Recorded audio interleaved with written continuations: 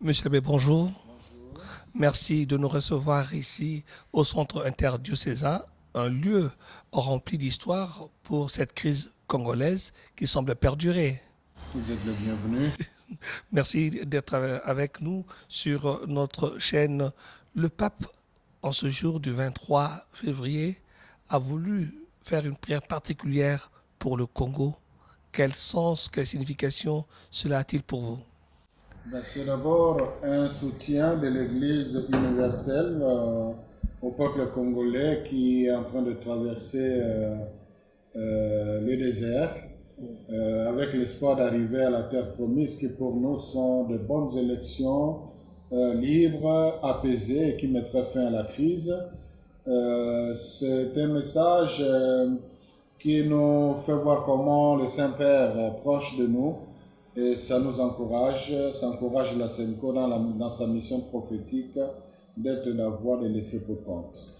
3 jours que vous avez consacrés au jeûne et à la prière, à l'issue de laquelle vous avez fait l'état des lieux de ce processus, très peu de personnes y croient encore. Et vous? Pour nous, les élections le 23 décembre 2018, cette année donc, sont possibles s'il y a bonne volonté et s'il y a bonne foi. Évidemment, nous ne sommes pas les prophètes dans le sens de penser ce qui est dans le cœur, dans la tête de ceux qui ont la clé à main, mais du point de vue faisabilité, c'est possible et nous travaillons pour qu'on y arrive.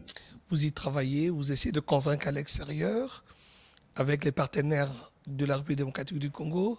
À l'intérieur, il y a une mobilisation, particulièrement celle de la société civile. Cette société civile, le comité laïque de coordination, qui a votre soutien. Craignez-vous pas d'être de présenter ou d'avoir une attitude plutôt partiale et de soutenir une opposition qui est devenue un peu aphone? Non, du tout. D'ailleurs, vous savez, le point de vue de l'opposition est clair. Eux sont dans la logique de la transition sans le président Kabila. J'ai entendu l'un d'eux proposer même les élections en 2019. La SENCO n'est pas dans cette direction-là. Ce que la SENCO fait, ce n'est pas défendre le point de vue de l'opposition, mais défendre l'accord que les uns et les autres, toutes les parties prenantes ont signé. Il y a eu cet accord à subir entorse, c'est regrettable, cela a été dénoncé à son temps, réalisme oblige, et là nous sommes dans une direction que nous voulons être de non-retour pour mettre fin à cette crise pour le bien du peuple congolais. Vous avez relevé que l'application a été faite de manière sélective et un peu biaisée. Et pourtant, vous pensez qu'on peut encore, dans cet environnement, qu'est-ce qui peut encore être corrigé pour qu'on ne rate pas ce rendez-vous du 23 décembre? Le plus urgent, je crois que les évêques l'ont souligné, ce sont les dispositions de l'accord qui peuvent être considérées comme des préalables de l'organisation de bonnes élections. Ils ont cité le parachèvement des mesures de décrispation. Comment peut-on aller aux élections dans un climat crispé quand les leaders politiques ne peuvent pas rassembler leurs Militant. militants? Ce n'est pas normal. Ils ont parlé de la restructuration de la CENI. Comment peut-on aller aux élections si les gens n'ont pas confiance à la CENI alors que l'accord a prévu certaines dispositions dont l'audit de la CENI, dont la possibilité de chaque composante qui a des délégués là-bas d'échanger les lettres. Comment peut-on aller aux élections si les médias publics sont entre les mains d'une famille politique? Voilà, vous avez cité toutes les mesures relatives au CESAC. Voilà, sont là, à ce titre indicatif, mais tout ce qui est dans l'accord qui peut favoriser l'organisation de bonnes élections, c'est ça la priorité aujourd'hui. Alors, on peut imaginer que, en tant que pasteur, vous êtes pour l'entente, l'écoute. Mais est-ce que vous avez l'impression d'être écouté par ceux, il faut le dire, de la majorité présidentielle qui sont en position de force vis-à-vis d'une opposition qui est un peu laminée? Jusque-là, je dois vous avouer qu'on ne se sent pas écouté parce que s'il y a même, que réclament ceux qui organisent la marche? C'est ce que demande la SENCO. Et si on avait une réponse positive, je crois que tout le monde serait aujourd'hui concentrés justement à préparer ces élections sans trop de tiraillements. Donc les évêques ont fini leur message en disant que la République du Congo appartient à tous ses fils et filles qui ont le droit de travailler, d'œuvrer pour que l'avenir ne soit pas hypothéqué. Les évêques en ont appelé aussi à la responsabilité des uns des autres. Nous pensons que finalement la raison aura raison sur les sentiments, sur les intérêts. On a dans chaque camp ce qu'on appelle les faucons, ceux qui veulent aller au-delà. La marche du 25, vous avez souhaité que, encore une fois, on laisse les catholiques marcher comme c'est dit dans la Constitution. Avez-vous eu aussi des assurances que cette fois-ci, la police va faire son rôle de sécurisation de ceux qui vont marcher et non d'empêcheurs de marcher? Nous ne pouvons rien rassurer. On a eu quand même quelques coups de l'engagement de la part des agents de l'ordre d'éviter les erreurs qu'ils ont commises. Nous attendons voir. Nous pensons qu'une marche sans mort est possible pour le 25. Monsieur l'abbé, quand on parle d'une société civile, c'est des gens qui, chacun dans leur domaine, interviennent dans le débat sans en attendre le fruit. C'est-à-dire que vous n'êtes pas demandeur d'un poste, mais vous voulez que, en tout cas, la logique pour la résolution pour sortir de cette crise soit respectée. Sauf que, comme vous l'avez souvent vu, il y a beaucoup de dédoublements de société civile et j'écoutais encore un membre éminent du gouvernement évoquer même la possibilité de dédoubler l'Église, sauf que c'est l'un des points, je crois que c'est le point 4 des accords de la CENCO. Avez-vous des assurances allant dans le sens que, à 10 mois de ces élections, on va enfin commencer à s'attaquer au point dur de ces accords, notamment, vous l'avez évoqué rapidement, mais depuis vendredi, on attend la mise en liberté de certains prisonniers politiques emblématiques et rien ne semble venir. C'est ce que nous regrettons, c'est ce qui justifie ces actions comme la marche.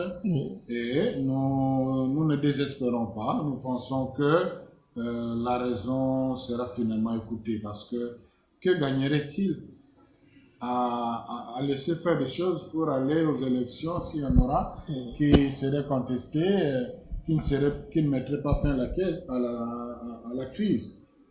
L'histoire est là, qui voudrait que ses petits-fils et ses fils puissent lire dans les livres d'histoire qu'il a participé à détruire ce pays. Je crois que si, avec un peu de recul, on irait dans le sens de la logique des choses. Vous-même, vous marchez sur des œufs, on le sait, beaucoup de prudence. Mais est-ce que c'était une bonne idée finalement de donner l'impression d'appuyer la machine à voter parce que les réactions sur les réseaux sociaux ont été assez dures de votre part, disant qu'il ne fallait même pas accepter d'écouter ceux qui font la promotion de la machine à voter qui, pour tout le monde, est une machine à tricher. Je crois que ce ne serait pas responsable de la part des évêques à leur niveau de prendre des positions sentimentales. On est là devant une réalité qui demande une expertise que les évêques n'ont pas. Ceux qui disent que voilà, c'est une machine à tricher, mais ils peuvent avoir raison, mais il faut le prouver. C'est les autres qui disent que maintenant c'est une machine à imprimer et non à voter. Ils peuvent avoir raison, il faut le prouver. Mais ils ne vont pas le prouver devant ceux qui n'ont pas l'expertise. Voilà pourquoi les évêques ont demandé, ils n'ont pas dit qu'on accepte cette machine ou qu'on rejette, mais qu'on se réfère. On sait qu'il y a un groupe indépendant des experts électoraux qui sont venus justement pour rassurer. Mais voilà un cadre qui peut rassurer ou confirmer que non, en tout cas, ça, c'est pas une machine à utiliser, ou non, il y a plus de peur que de mal. Où est le mal que les évêques aient fait cette proposition? Oui, mais ça a troublé quand même ceux qui vous suivent. Non, c'est-à-dire, ceux-là ne pensent pas que les évêques sont là pour suivre. Non, l'Église catholique n'est influencée par personne, ni de gauche, ni de droite. Quand elle est convaincue, elle est convaincue. Quand elle n'est pas convaincue, elle n'est pas convaincue. En tout cas, pour le moment, vous essayez de tenir la route, mais est-ce que, quand je vois ce matin, par exemple, le ministre de la Justice qui réitère la recherche des animateurs des actions du comité laïque de coordination. Certaines poursuites n'ont pas été abandonnées contre les pasteurs de l'Église. Tout cela risque-t-il pas de refroidir l'ardeur de ceux qui sont prêts à marcher avec leurs fidèles? Bon, je crois que c'est question de conviction. C'est question de conviction. Ceux qui ont organisé ces marches, ils savent qu'ils sont recherchés. Convaincus de ce qu'ils font, ils vont de l'avant. Oui, mais vous pouvez être poursuivi pour complicité avec ceux qui sont poursuivis. Eh bien, de toutes les façons, quand l'Église est convaincue qu'elle est dans la voie de la vérité, quel que soit ce qui peut arriver comme conséquence, on l'assume. Le prophète dans la Bible, après tout, on peut aussi des risques qui les ont conduits même jusqu'à la mort. Donc là, pour l'Église, il s'agit, vous l'avez si bien dit, il ne s'agit pas de travailler pour avoir un intérêt, un poste, non. Il s'agit simplement de garantir les conditions de bonne vie de la population. Alors si on est martyrisé pour ça, et on est aussi dans un schéma de prière, et nous sommes, c'est aussi notre foi que la vie ne s'arrête pas ici-bas. Alors, monsieur l'abbé, Dieu nous rendra de compte. merci de le souligner. Monsieur l'abbé, certains évoquent la possibilité d'un troisième dialogue. L'Église avait été sollicitée pour corriger les erreurs du premier dialogue, mais après votre dialogue, si j'avais bien compris, est réglé à 98%, les 2% semblent avoir remis tout cela en question. Alors si demain on vous demandait de conduire un autre dialogue, est-ce que la SENCO, particulièrement elle, serait prête à se jeter à l'eau? Les évêques ont eu vent de cela. En tout cas, jusqu'à présent, ils n'entendent pas intervenir pour un dialogue, un troisième dialogue, alors que le deuxième dialogue est là. Et oui, il y a eu le 2%. Bon, les évêques, par réalisme, ont dit, bon, laissons les 2% là, c'est fait comme c'est fait, mais appliquons au moins les 98% pour lesquels tout le monde était d'accord. Voilà, donc il n'y a vraiment rien de nouveau que la SENCO impose. C'est simplement ce que les uns et les autres ont accepté. C'est question d'honneur ici pour tous ceux qui ont signé. Autrement, être politicien signifie, comme on me faisait croire autrefois, c'est être pour savoir mentir. Si les gens n'ont plus confiance aux dirigeants, comment est-ce que le pays va aller de l'avant? Donc les uns et les autres doivent se comporter de façon à mériter la confiance indispensable pour amener le pays de l'avant. Et dans le contexte actuel, bon, le président a reconnu 98%, les 2%, il a trouvé la solution de la façon que tout le monde n'a pas trouvé heureuse. D'accord, bon, réalisme oblige. Mais appliquons les 98%. C'est tout ce que la SENCO demande. À propos de réalisme, justement, avez-vous l'impression, parce que les deux institutions sur lesquelles vous avez travaillé, le CNSA, le Comité national de suivi des accords, est là, le gouvernement Tchibala est là, avez-vous l'impression qu'ils font ce qu'il faut pour qu'au 23 décembre, on en finisse avec cette crise? Tant qu'il y a les dispositions de l'accord qui ne sont pas encore appliquées, que les évêques réclament, ça signifie que le CSA ne fait pas son travail comme il faut. Ça signifie que le gouvernement ne fait pas son travail comme il faut. Sinon, on n'aura rien à réclamer maintenant. Donc, c'est question que, sur ce point précis, les uns et les autres s'y mettent dans le sens de respecter l'accord, c'est tout. Beaucoup de nos auditeurs aussi ont été troublés. Sur les réseaux sociaux, on a annoncé une rencontre entre le cardinal, l'archevêque métropolitain, avec le président Joseph Kabila. Qu'est-ce que vous êtes en mesure de nous dire sur cette question? Bon, en tout cas, le cardinal ne m'a pas dit, je n'ai pas posé la question au cardinal d'abord là-dessus, et puis il ne m'a rien dit là-dessus. Je suis secrétaire à la SENCO, je ne suis pas le mouvement du cardinal, donc je ne peux pas dire c'est vrai ou c'est faux. Et puis, bon, si deux personnes causent, si jamais c'était ça, où est le problème? Je crois que le plus important, c'est que chacun dit ses convictions. Oui. En tout cas, il faut que chacun dise ses convictions. Votre message, les Congolais de partout, notamment à Saint-Bernard, à Paris, on avait marché, à Rome, les catholiques congolais ont marché, tout cela va dans le sens justement d'appuyer votre démarche. Avez-vous un message particulier à leur adresser, eux qui vont suivre tout cela de loin? Ceux qui vont répondre à l'appel de ce marché, qu'ils soient conscients aussi de la responsabilité qui est la leur. Faire les choses correctement pour ne pas donner de prétexte à ceux qui veulent aller dans le sens contraire à leurs objectifs. Donc, qu'ils s'organisent de façon à décourager tous ceux qui pourraient être infiltrés pour faire des choses qu'on leur attribuerait. Aux agents de l'ordre, nous comptons sur leur bon sens, leur sens de responsabilité, qu'ils tirent les leçons de leur mauvais comportement lors des 2 dernières marches. En tout cas, M. l'abbé, je m'en voudrais de clore cet échange sans justement évoquer ce risque de dérapage. Vous avez suivi un certain nombre de jeunes qui se réclament leaders et qui se disent à la fois catholiques et qui s'invitent à cette marche. Leur empêcherez-vous de rejoindre, de venir d'abord prier ou ensuite de rejoindre ceux qui vont prier, surtout qu'ils ont des signes distinctifs qui ne correspondent pas à ce que vous demandez à vos fidèles? Aucun pasteur ne peut interdire à un fidèle de venir prier, même s'il n'est pas catholique.